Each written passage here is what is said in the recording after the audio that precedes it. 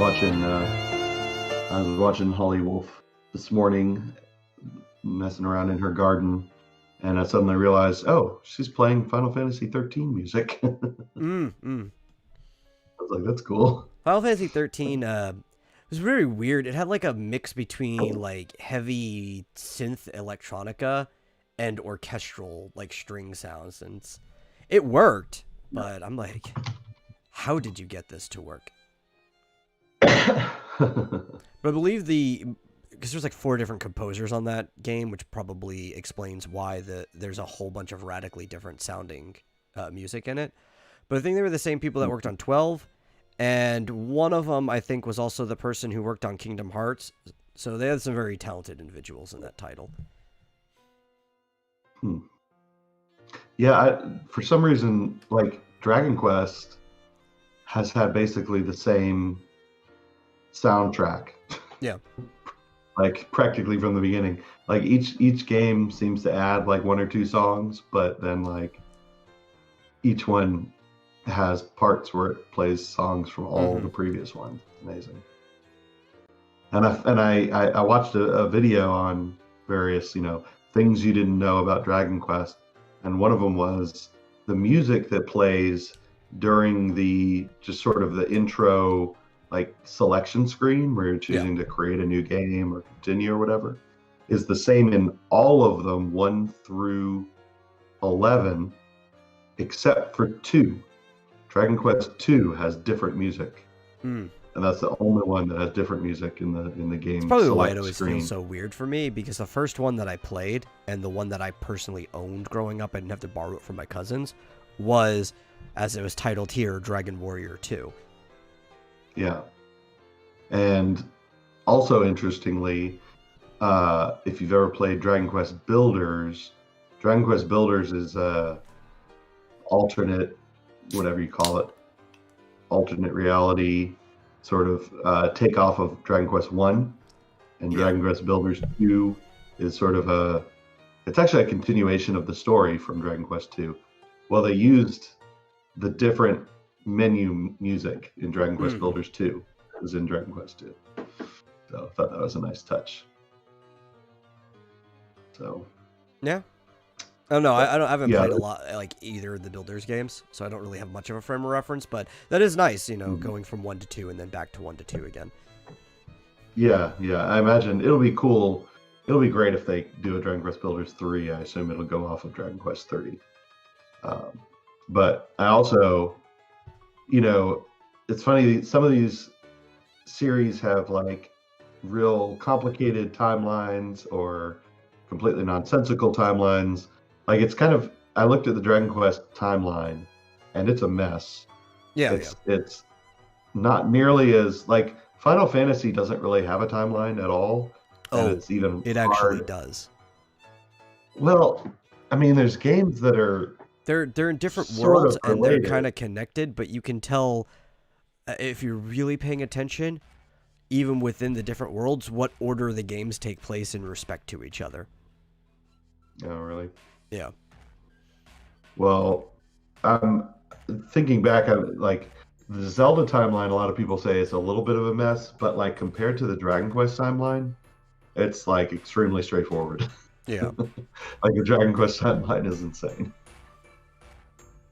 Like the Final Fantasy timeline actually is pretty straightforward. Like, even though they're in different worlds, the games are kind of moving in the order that they're released up until you hit 12. And then 12 starts to confuse things because 12 brings in the tactic stuff, but 12 happens before the Tactics franchise does. Like, it's the first game in that. And then where the Tactics games are in respect to the rest of the franchise, so that actually means 12 happens earlier than a lot of the games in its respective world. Does 9 take place after 7 and 8? Because 9 seems like a throwback. Yeah, it does in its own world. Up until like you hit 12, the worlds are progressing in order, but then 12 kind of throws a wrench in there. And then it gets really confusing when you involve like 11 looked like it was going forward, but now nobody can tell where 11 is because 12 really messed things up with that.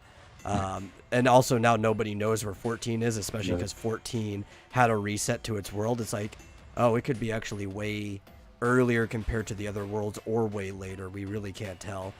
And then 13, I think actually supposed to take place somewhere between 7 and 9. It could be before or after 8, but it's hard to tell.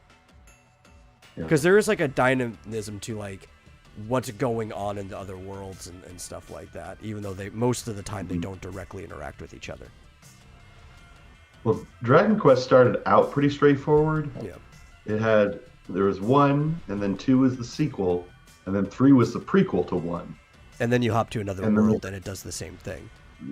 Exactly. 4, and then 5, and then 6 was the prequel. Then 7 hops back to the original Erdrick timeline, and it's unclear exactly where it fits in. Probably between 3 and 1. And then 8 and 9 are completely separate, like a third timeline or a third world or something.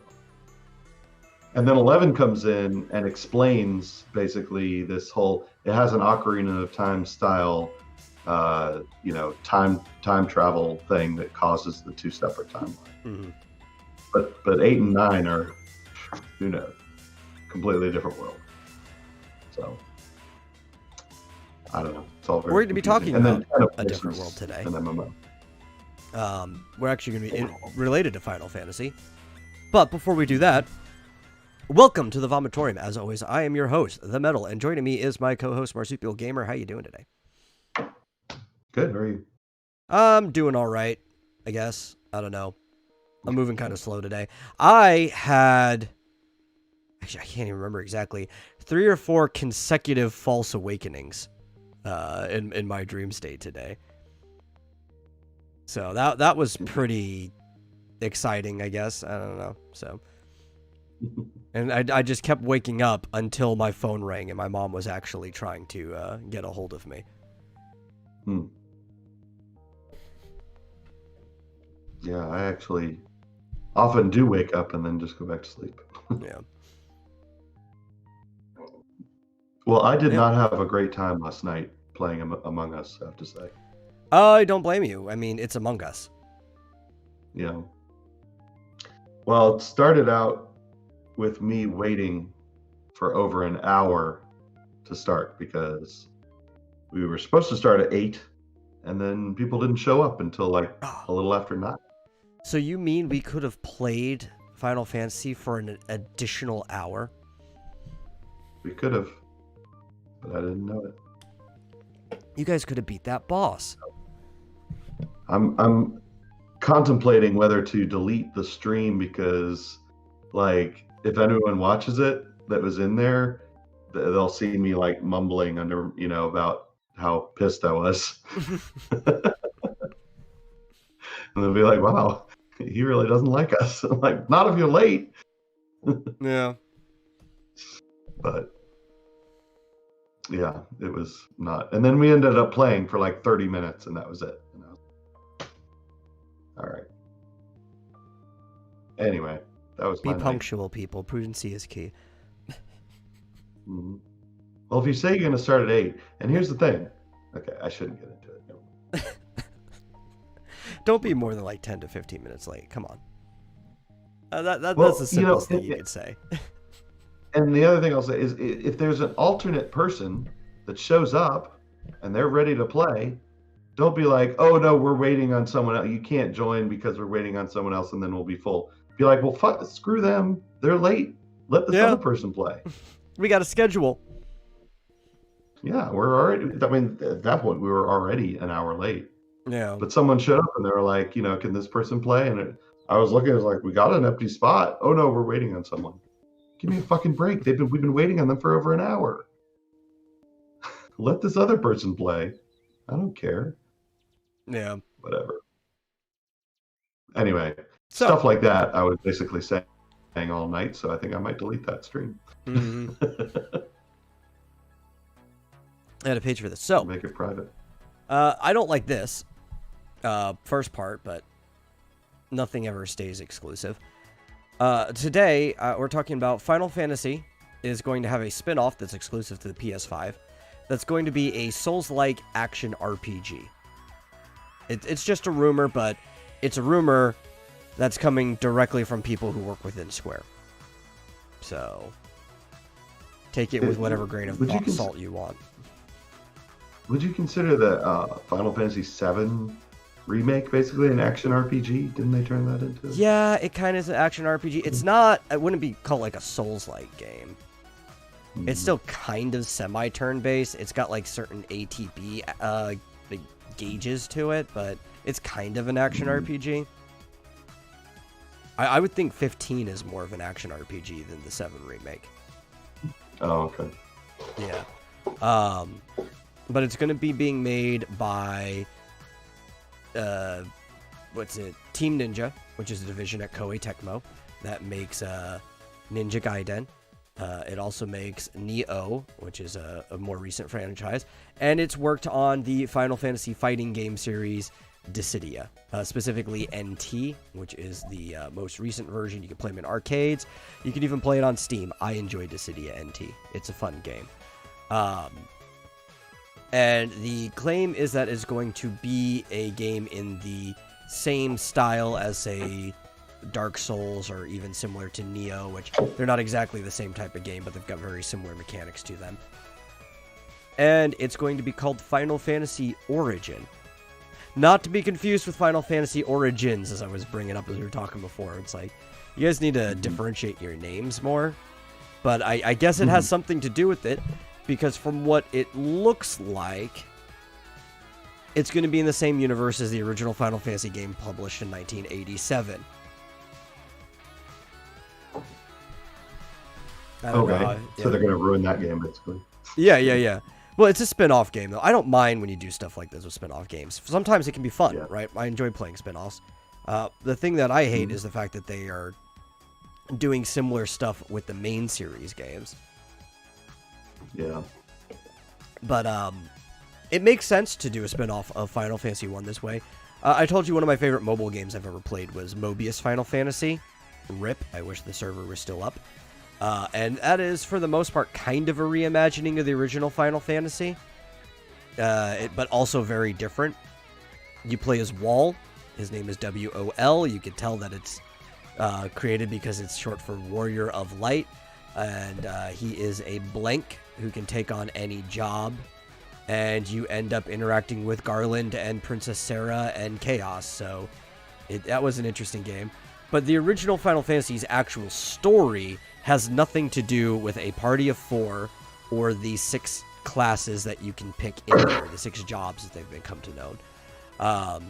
That's kind of just making it more like a D&D experience. If you actually go back and look at the way they made the story and the way they handle it in later iterations, the original Final Fantasy is a single Warrior of Light going through, killing the fiends, reactivating the orbs or crystals or whatever, and then eventually taking on Chaos himself. It's crazy to me. Oh, it's crazy. When it originally, I know that's the way they've retconned it, but when it first came out, it was very clearly 4 Warriors of Light. Yeah. Each one had their own orb. Yeah, but that's not how they've treated it. Even since like 3, when they go back and rewrite it, that's kind of how they treat it. Because, I mean, the original Final Fantasy was kind of an experiment. So everything after that, I guess, is just more solid to the canon than what the experiment was at the beginning. But with 3, they have 4 Warriors of Light as well. No, it's around the time of 3 that they started writing the Warrior of Light. Oh, okay. Yeah. I'm not saying 3 as in the game itself did that. You even see this in the West as early as Final Fantasy Origins, where you have the actual image of the Warrior of Light in the opening cutscene, fighting what looks like it could be Tiamat by himself. Yeah. Maybe he had just 1 warrior and 3 white mages, and they all died. Yeah, or they're just all off-screen buffing him at the same time. Maybe. I think they're doing a game's done quick where all the white mages are killed. Yeah. So he just gets all the experience for just the warrior. That's right. Yeah. Maybe. I mean, it was easy to do that in the original Final Fantasy since inns didn't revive your characters. You actually had to go to the clinic. So you could keep using the inn over and over again without worrying about it. Yeah. And they didn't have Phoenix sounds. So, yeah, I don't understand why they did that. I guess it's not that big of a deal because that game was sort of a proto Final Fantasy game. Yeah. But why bother rewriting it like that when they already had the lore all set? It seemed okay to me. I don't know. And other games had multiple heroes. Yeah. So I don't blame later teams for this though, because this rewrite was done when Sakaguchi was still on the as the director of Final Fantasy. I think they just decided they wanted this for the lore. Even Dissidia cements this later too, because World A is the name of the world that Final Fantasy 1 took place in, and there's only one hero in World A in the Dissidia franchise, and that's the Warrior of Light. And you just get that over and over again. So I think that might be what they're doing. Maybe they're actually just doing a remake with Origin, where they're doing it the way that they imagined the story with the single Warrior of Light. Yeah. So in Dark Souls, you just play one character. Yeah, you're just a single character going through everywhere. Well, that's cool. I like you said, I don't mind them doing spin-offs like that. It does bother me a bit the way they did Final Fantasy 15. Or how 16 is looking. Yeah, like 12, it's a bit of a departure, but it seems cool to me. Yeah. I mean, it's kind of 13 went back to turn-based. Yeah. It's all very... But see, and here's the thing. Even though they're different, they're very unique. What other game plays like 12 or 13? 12 or 13. Well, I mean, 13 actually plays a lot like 8 in many ways.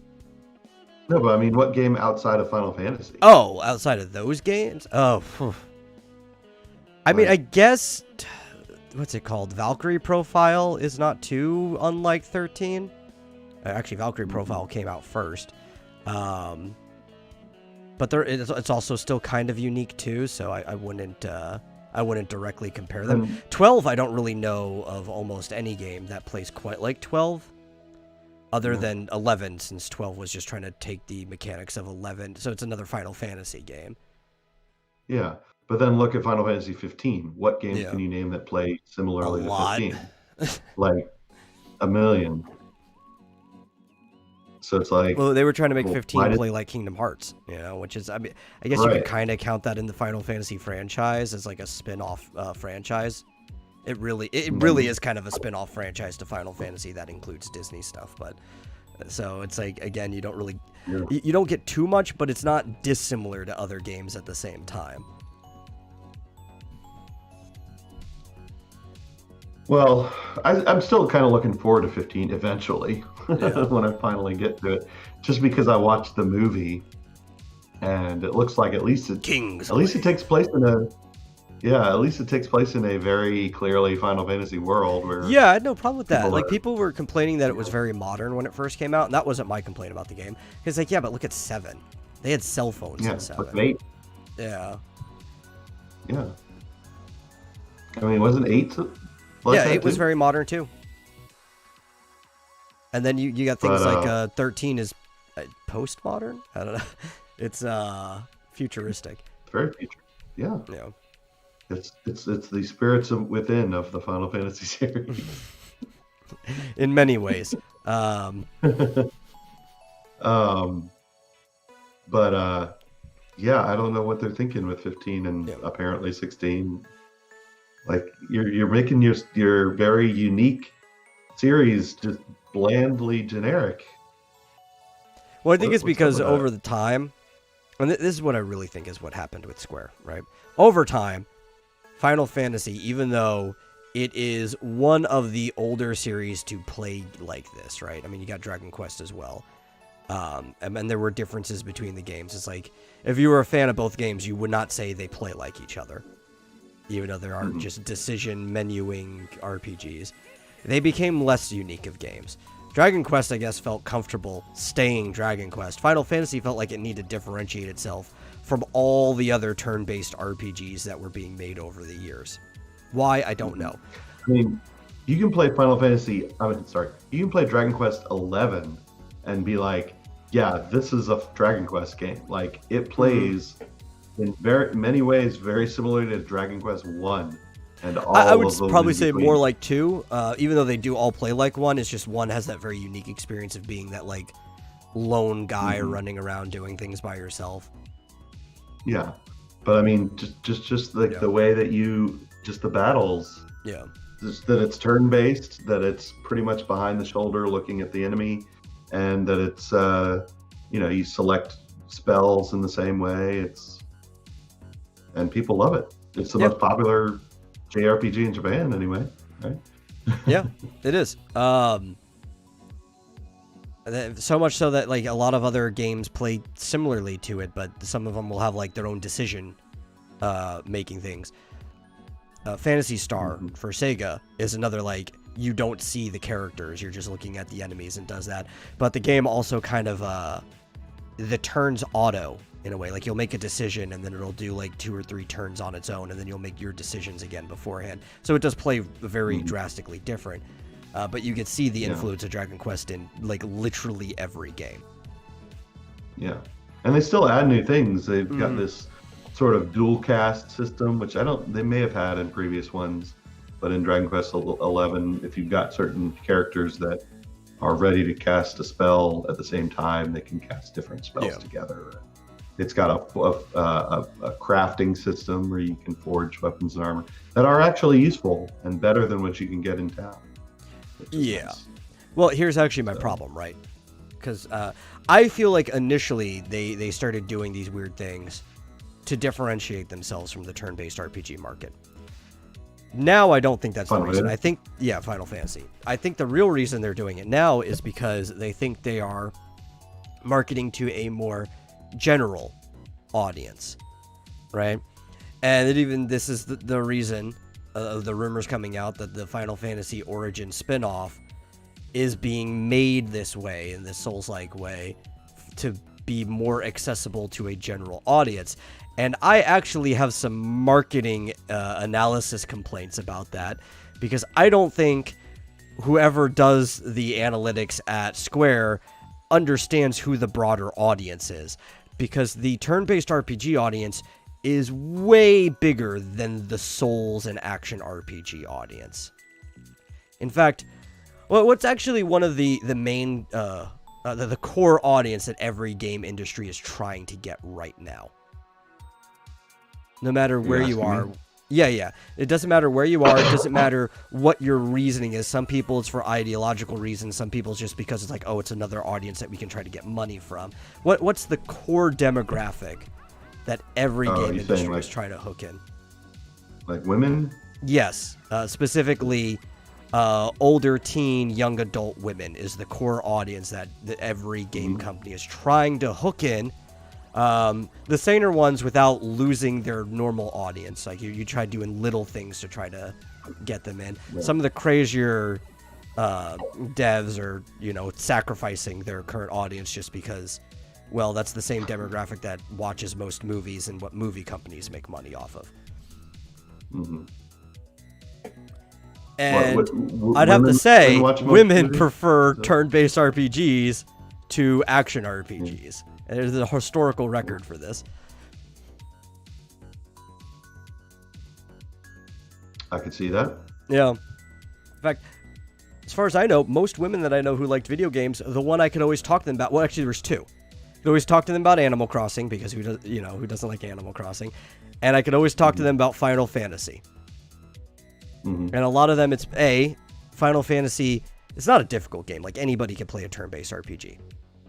And if you're struggling against a boss, you can always just over-level, because no boss in the game is meant to be fought at level 99, even the end. So if you're struggling, you could just go grind all the way to level 99 and you're fine.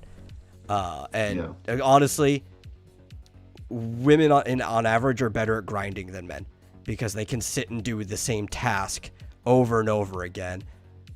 It's almost like, it's probably going to sound sexist to say this, it's like doing housework, right? Grinding is no different than doing housework. So women actually tend to be a lot more attentive at grinding than men do on average. Mm-hmm. And also a lot of them have crushes on some of the main characters. I know, especially 8. You know why 8's so popular? It's not because the gameplay was good. It's because a lot of the women, I know a lot of women who like Squall as a character. That's the reason why 8 was popular. They had crushes on Squall. Yeah. Yeah. And I have some, like I said, analytical data. So many women like know the Sephiroth song too. Like, they have crushes on Sephiroth. Yeah, Sephiroth is another big one. They have a lot of people have crushes on. Yeah. The bad boy. Yep. And but let's look at the marketing research, right? So they claim that out with From Software, Bandai Namco, in total outside of Japan, so worldwide, Dark Souls has sold collectively with their remakes 27 million units since the time they've been out. Originally 2011. They haven't been around that long, so that's fine. But I don't even know if that number's true. I can't find data to back that number up. That's mostly just a claim. I can find data on the individual sales numbers for each Dark Souls game, which do not add up to 27 million units. The original Dark Souls sold 2.3 million units, closer to 2.4. The second Dark Souls have sold just over 2.5 million units. And the third Dark Souls has sold 10 million. Right? That's not 27. Now, if you're counting other things in the franchise, if you add in Bloodborne and Demon Souls with it, maybe they get closer. But the best-selling game in the franchise is Dark Souls 3. It's also the most recent game, if we're not counting remasters. And so my count is about close to 15 million total for those. Yeah, and that's without the other two, the spin-off stuff, right? Yeah. Technically, Demon Souls is the first Souls game, but whatever. The most popular is 10 million, right? If you go over to Final Fantasy sales, and if we're only counting those 3, right, which is about 15, Final Fantasy 8 alone has sold 18.2 million copies. And some of the middling sold Final Fantasies, like Final Fantasy 6, which is probably the best, but it's about in the middle of the road, has sold as much as the original, or not as much as Dark Souls 3 has, about 10 million. Little over. I can't believe Final 8 Fantasy sold that well. Yeah, I told you, girls and their crushes. I mean, they put a picture of Squall right on the cover. Yeah. Yeah. The best-selling was obviously 7? Final Fantasy 7, but I can't find individual sales numbers for 7. I can only find it for 7 as a series, collectively, but it has sold 24.2 million as a series. What does that mean, as a series? Well, because Final Fantasy 7 has different games in it, right?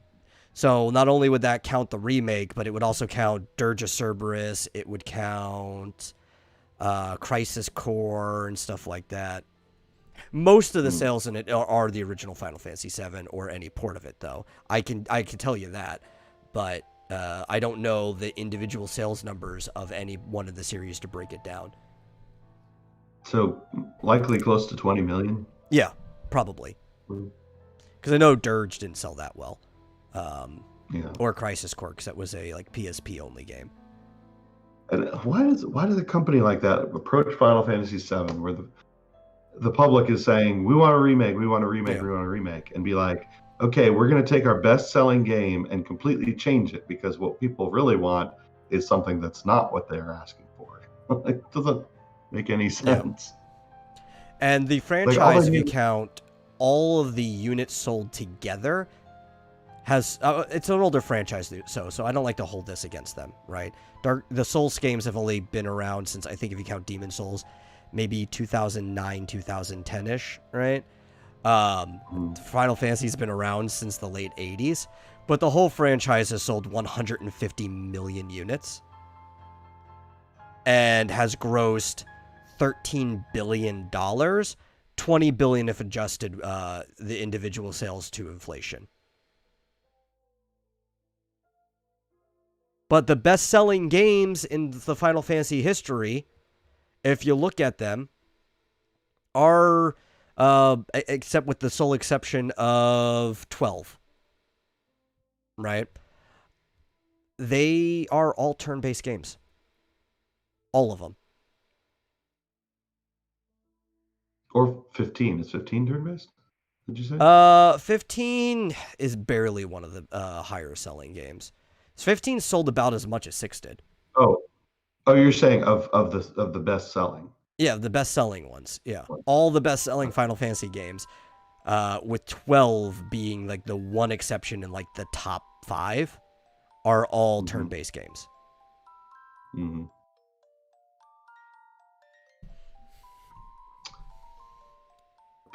Well, and if they go the Dark Souls route with the mainline games, they're going to run into this whole difficult versus easy question. And I mean, I guess they can just make it with different modes. Well, I mean, to be fair, the Souls games actually aren't hard, but they seem hard. They have an illusion of difficulty, and this is what turns a lot of people off of playing the games. When you actually want to look at how difficult the games are, you can look at the fact, and there are records on this because they show you percentage of people that have completed. These Souls games have some of the highest platinum trophy completion ratings on PlayStation. And that counts anybody who's booted the game up and connected to the network. And it'll tell you how many users have gotten these trophies and so on. So the vast majority of people who have owned a Souls game have completed, because that's what you need to do to get the platinum trophy, the Souls game. That means all the bonus bosses and stuff too. They're actually not hard games. They just take perseverance. No.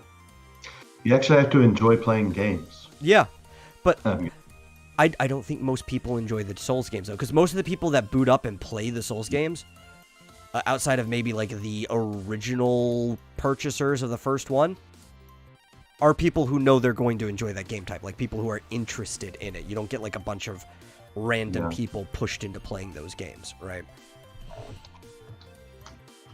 Yeah. So, when did Dark Souls 3 come out? 2016. 2016. Final Fantasy VI came out, well, in North America as Final Fantasy 30 in 1994. Yeah. And since then, and they sold the same amount. Close to it. I mean, 6 is not one of the most popular games in the Final Fantasy franchise.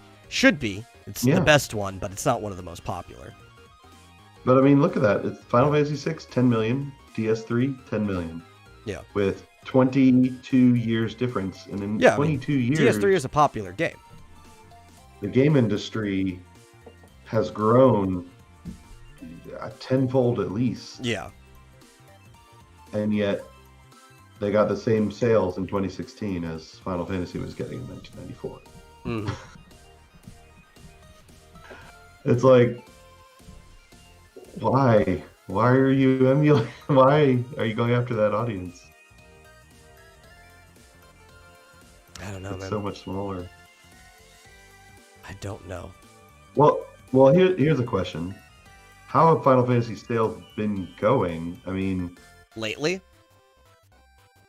The problem is there's not a lot of very recent entries because of the MMO. So, I mean, there's 13, 13.2, 13.3, and then 15. Like, how did the sales of those... Well, actually, I if we want to compare Final Fantasy 2 Souls in the same year, 2016 is when 15 came out. It actually sold less. 15 sold less than 6. 15 only made 8.9 million copies sold. It's funny because it's like their causing their own problems. Yeah. And then they're trying to fix those 14 problems by causing more problems. is on parity with 6. Really? 14? Now it's an MMO, so I don't know how they count this. Buying expansions, maybe, or even just the root version of the game. I don't know. You can play a lot of the game for free if you're willing to just play it by yourself.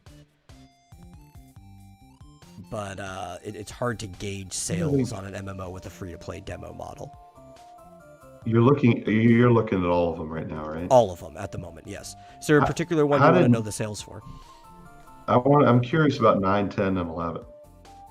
And I know 10, there were 2 different games. Let's see. I mean, 9, 10, and 12. Sorry, 9, 10, and 12. Yeah, well, 10, I only have the sales for both 10 and 10.2, but 10.2 didn't sell that well, so you can assume that most of these sales are from 10. Collectively, it was about 15.2 million. Okay. Not bad. It is the 3rd most selling Final Fantasy when you put them both together, after 7 and then 8. Then after that is 12. And 12 sold. It also has a sequel, but it's going to be mostly be 12. 13.8 million. What's the sequel? Zodiac Age? No, Zodiac Age is a remake. Or not a remake, a remastering. Oh. The sequel is Revenant Wings for the DS. Oh, Jesus, I can't keep track. All right. What's funny is that 9 was supposed to be like, is my understanding that they felt that 8 was sort of a failure because it was too much of a departure. And that with 9, they were trying to get back to the roots. 8 sold way better than 9. I know. That's interesting. No, the problem was 8 wasn't able to recapture 7. That's the problem, right? Yeah, and it sold worse. Yeah, so. And 8 was supposed to do that. They were trying to do the same thing with 7 as 8. And that's why I tell people, it's like, Final Fantasy 13 was trying to recapture 7. It's like, no. Final Fantasy 13 was trying to do what 8 failed to do. And then it also failed to do it. Yeah. Especially when you compare the characters, Lightning is a lot more like Squall than she is like Cloud. And all 3 of them share the same naming convention. What were the sales of 9? Let me scroll down because 9 didn't do that well. 9... Where's one before X? I wonder if it's... Final Fantasy 9 only sold 5.9 million. Ouch. Yeah. It's pretty far down the list. I wonder if it's because it was right at the end of the PlayStation life cycle. And I wonder if they had come out with it or a version of it for PlayStation 2. Mm-hmm. Oh, I do have the individual numbers on Final Fantasy X. Oh. Alone, without the sequel, it did 8.5. So the sequel actually didn't sell that bad.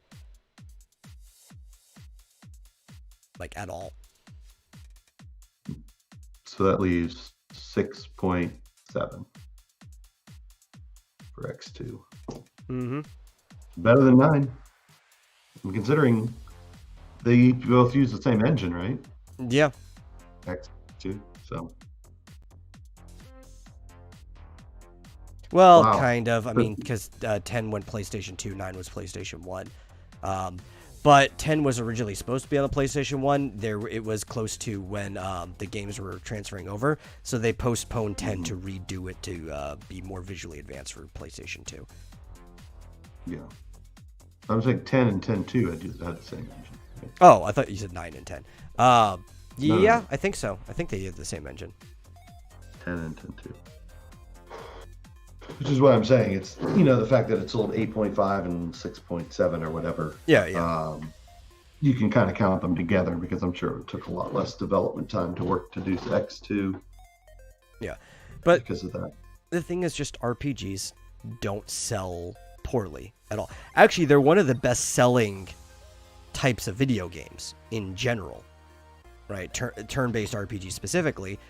You look at how well Octopath Traveler did, or more specifically, another franchise found out that turn-based RPGs tend to sell better than more action-oriented games when you're trying to sell to a broader audience, because action-oriented games involve reflexes and timing, while turn-based games do not. And one of the franchises that found this out recently was the Yakuza franchise, as we've talked about before, in which I think it was, I don't have the numbers up in front of me, but Yakuza Like a Dragon, I think, sold better than maybe the last 2 or 3 Yakuza combined, which is why they made the decision that now their games are going to go in a turn-based RPG direction, with the action-oriented beat-em-up style being their spin-off games. Well, look at this. He said Final Fantasy VII sold 24.2 million units. As a series. Yeah. Yeah. Approximately the same number of sales of Breath of the Wild. Yeah, I did find the original sales for Final Fantasy VII. Right? This is not counting ports, which sold a lot less, obviously, because some people had the original, and not counting the other games. If we're just on the original PlayStation, Final Fantasy VII sold 10.02 million in the year it came out. It sold slightly less than Final Fantasy VI, but has sold much more than that since then. Because the Final Fantasy VI number that I found was lifetime sales, not just per system. Yeah. It seems to me like they're doing fine. Yeah, no, they're doing great. The original system sales of 7 is about the same as Dark Souls 3's lifetime sales. But Dark Souls 3, I believe, is only on PlayStation 4. So its lifetime sales might also still be its original sales. I don't know. Anyway, point is... Yeah, Dark Souls, I just don't think it's a wise move. I think other companies are finding how well turn-based RPGs sell, and that's why some of them are moving in that direction. You're even seeing games like Octopath Traveler doing very well and stuff like that. Bravely Default 2 is doing well too.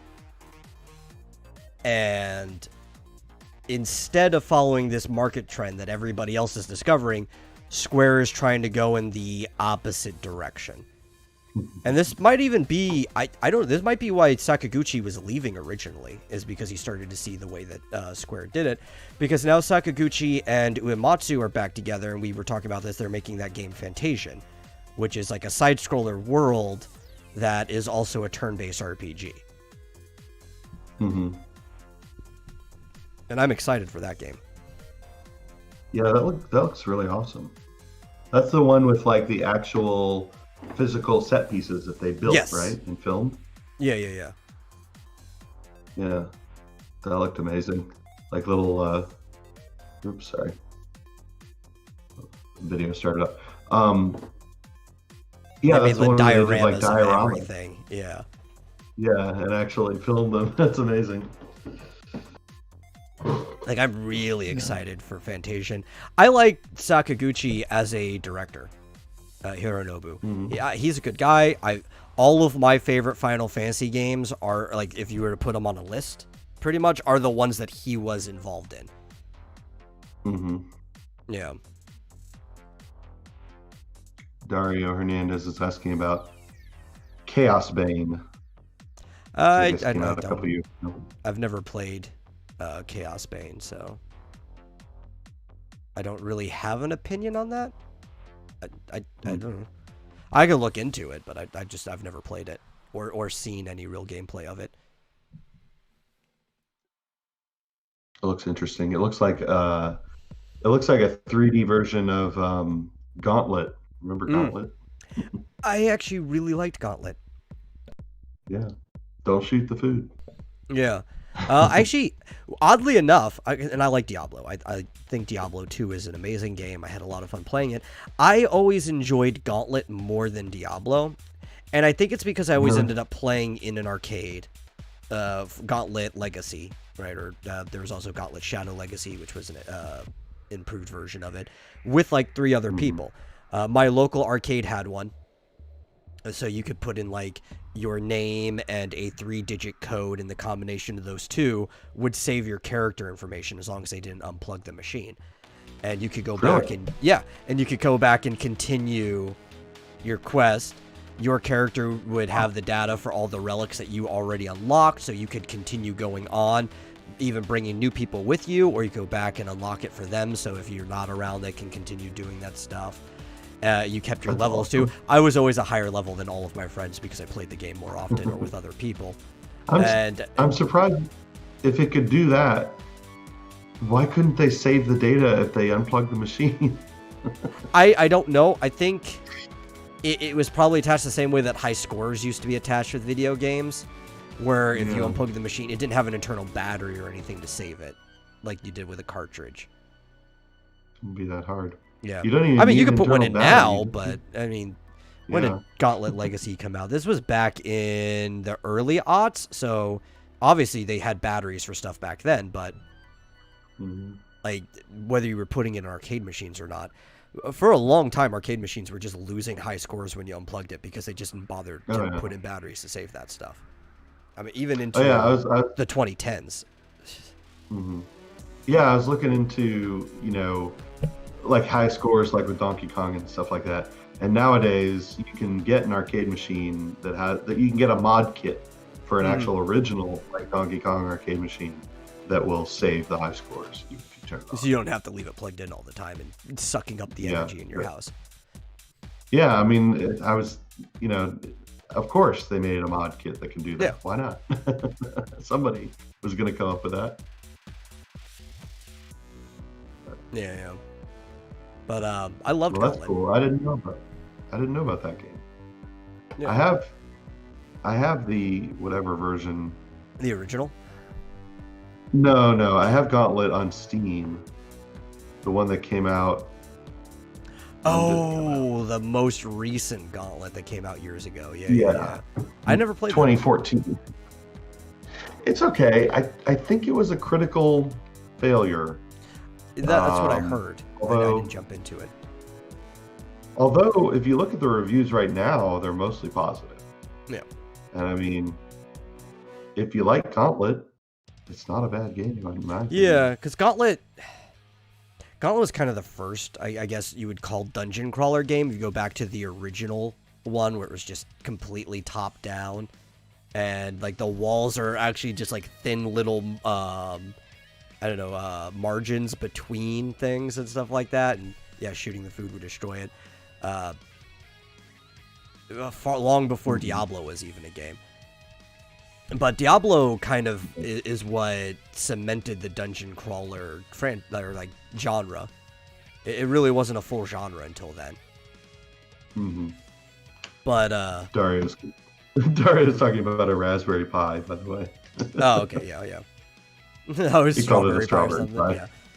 Yeah. No, we're called a Raspberry Pi over here. Yeah. In fact, I ordered my Arduino. Ooh. So it should be coming in now. Yeah. Though, actually, you know what my favorite dungeon crawler game of all time is? God, I'm spacing on it now. I just had the name in my head. Actually, it's the word dungeon in it. Dungeon Siege? Yes, that was it. Dungeon Siege, the Square game. Yes, I loved specifically Dungeon Siege 2. Well, it's owned by Square now. It was published by a company that Square consumed. Square has consumed a lot of companies. Huh, you're right. I think it was I guess it was the original Dungeon Siege. Yeah. Developed by Gas Powered Games and published by Microsoft. But I think the original Dungeon Siege was modded. I think I've talked about this before, to create Ultima 5. Yeah, you've talked about this. Yeah, which is amazing that it can be modded to basically create a whole new game. Yeah, but I've always loved Dungeon Siege. It's such a simple. It is a Diablo-like game in many ways, but it doesn't keep you restricted to the ground like Diablo does. Like Dungeon Siege 2 specifically, you can hop up on platforms and stuff like that. Very, very, very light. It's not like you're actually platforming, but it was just always a, I don't know. It made me feel like I was playing Dungeons and Dragons, like the way that you imagine you're playing Dungeons and Dragons, right? With your character actually like running around the world and taking quests from people and stuff like that. Yeah, well, I bought the original specifically for Lazarus, but then I ended up just playing it also just unmodded, and I loved it. Yeah, Yeah, it's like, great. wow, this is actually a really good experience. game. So 3, not so much. Yeah. It's not a bad game. It's just it's kind of it was too new and sterile. It was just a new game that was trying to be like other games. Because Dungeon Siege 1 and 2 I would consider kind of grimy games. If you actually look at the world and what's going on. 3 was like, hey, this is just the way the company is now. Still kind of plays the same. It's still that dungeon crawler experience and stuff, but it's lacking the spirit the 2 previous games had.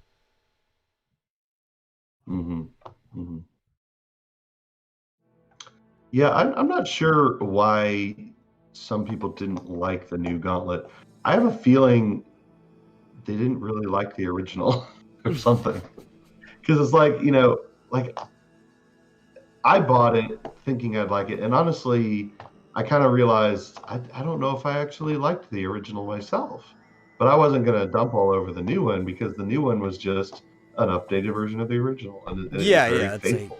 This is just not a game for me type thing. Yeah. Like, I'm that way all the time. I don't try to rag on games that I just don't like the game. If I could still tell, like, well, this is a fairly polished game that I'm sure some people like. Like, I could see this being a good game. I just don't give a shit about it. Yeah. Yeah, and from what I've played of the newest Gauntlet, it's good.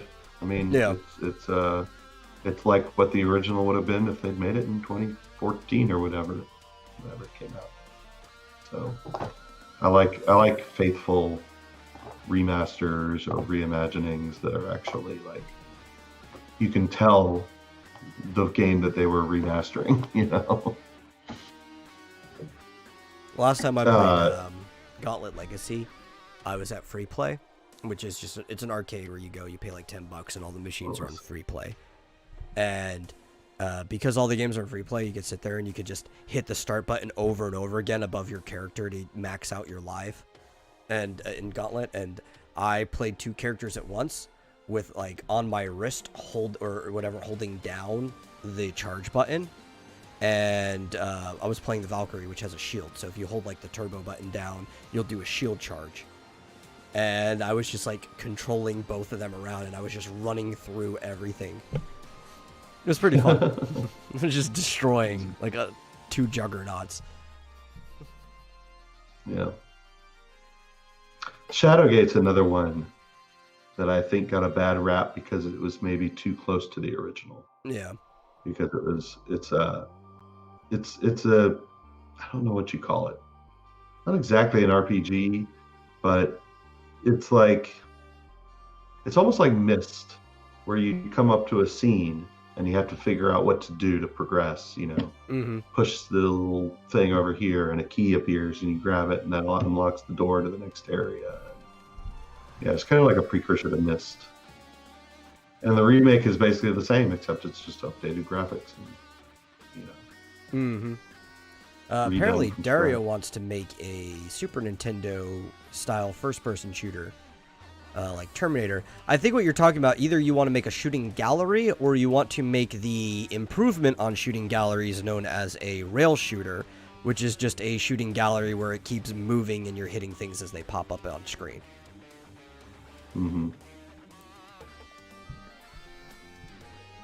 Rail shooters are great. I was just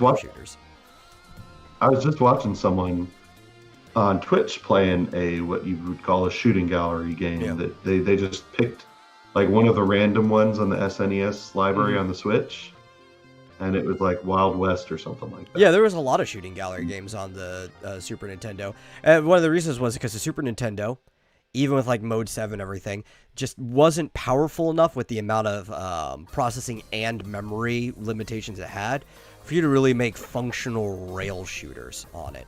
So what you had to do as you get close is you just had to make shooting galleries with multiple scenes and scene transitions.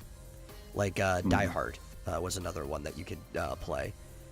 But yeah, you didn't get real rail shooters until maybe the next generation, which you got them on both. There was a couple on 64, but it wasn't very popular. More on PlayStation. But the arcade at that time was loaded with rail shooters in that generation. Well, I mean, Pokemon Snap was on N64. That was kind of a rail shooter. It was, very much. There's a handful, but there's not a lot on the 64. It was mostly PlayStation where you got the rail shooters on there. And I was actually surprised. There were quite a few. You can get some good ones. You can play House of the Dead on it. That the Wii didn't have as many rail shooters on it when it was like the perfect system for rail shooters. Yeah. With were there rail shooters on the 3DS? Because with the camera, the AR camera, you could even like hold it up and like move around like that. There might have been. There's something similar. I know Spirit Camera was kind of like that. I was telling you about Spirit Camera. It's in the Fatal Frame franchise, but it sucks. I keep forgetting to download the booklet on my computer. Maybe that would solve the problem because you can scan AR cards off of your computer screen. I've done it. But like the glossy manual for Spirit Camera and the stupidly low-res 3D camera for the 3DS were not communicating, no matter what lighting I put it in, because this page was reflecting the light. And I could not get an angle where it would actually scan the picture. I tried all kinds of various lighting and angle, and it would just never scan it. And it's because it's being front lit. Now, I didn't think about it. If I put it on my screen on a backlit computer, maybe I wouldn't have the problem. Yeah. But I was never able to play through that game. And I like Fatal Frame. I think it's a good franchise. Sucks. By the way, glad John's not here to make fun of me. But after we talked about the amiibos, I went and downloaded a whole bunch of amiibos, basically all of them that exist. Oh, on your own stickers. I went, just onto my computer, and I went into Citra, and Citra has an amiibo scanning ability. So if you're playing a game like Samus Returns, you can scan all the Samus amiibos or all the Metroid amiibos and get all the perks. So I was like, oh, this is cool. I don't even have to copy them to a NFC sticker. So very handy if you have Citra. For the most part, I only use amiibos to play Smash Brothers. Oh, yeah. I used them a couple times when I was playing Breath of the Wild, but I like the functionality in Smash Brothers. It's the coolest way amiibos are used, where you basically just have an AI opponent that just gets tougher and tougher the more you fight it. Yeah, the fact that it saves its stats and stuff like that. Same thing. Those things get hard. I'm not bad at Smash, but eventually those things just start kicking my ass. They do something similar in Splatoon. You can use amiibos to get like new clothes and stuff and new abilities. And I think they upgrade as you play more. I'm not sure, it's been a while. But Splatoon uses amiibos. So our conclusion is Square's dumb. Square Enix is dumb. Yeah, that's my conclusion. I think Square is really dumb. At least the Square side. The Enix side, that still seems to be doing the same stuff that it's always been doing. Keep on that. But the actual main side, which I believe is the parent company, when they did the merger, like the Square was the big dog, and that's why you put their name first, despite it not being in alphabetical order. I think it's because they had more properties than Enix did when they merged. Square's pretty dumb. You'd think they would look at the Dragon Quest XI sales and be like, well, fuck, let's do that. Yeah, or how well both Bravely Default and Octopath are doing. Or, again, how the Yakuza guys kept putting out reports that, oh my god, look, this is doing way better than any of our previous games. That's why we're going in this direction.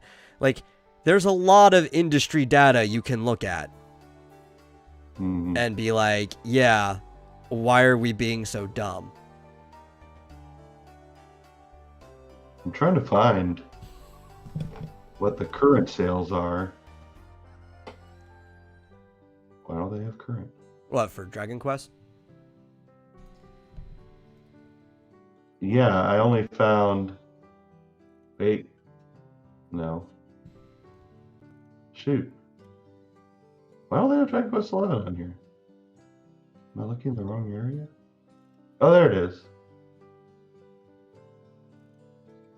Oh, that can't be right. It's showing 6 million, but that's like as of last September. I think that might have even been before it came out for the Switch. Maybe. And I'm sure it like doubled when it came out for the Switch. Yeah, I'm only seeing 6 as well. As I'm looking. Yeah, as of last September. But anyway, I'm sure it's done better since then. Not like 6 million is anything to sneeze at, but yeah. But anyway, what'd you say? 15 million? 15 sold 8.9. Yeah. They need to stick with it. Well, the problem is Dragon Dragon Quest always sells well in Japan. It's never done as well as Final Fantasy outside of it. So this number actually doesn't surprise me that much. But is that North American sales or total? I believe the total. If you're looking at the video game sales fandom collection, which does take market data, I believe that's total sales. Mm-hmm. It's not a poor selling game. It's just not that great of a selling game. It's not Final Fantasy. Yeah, that's true. It's one of the reasons why Square was the bigger dog, and the fact that it had more franchises. Outside of Japan, Final Fantasy's just always done better.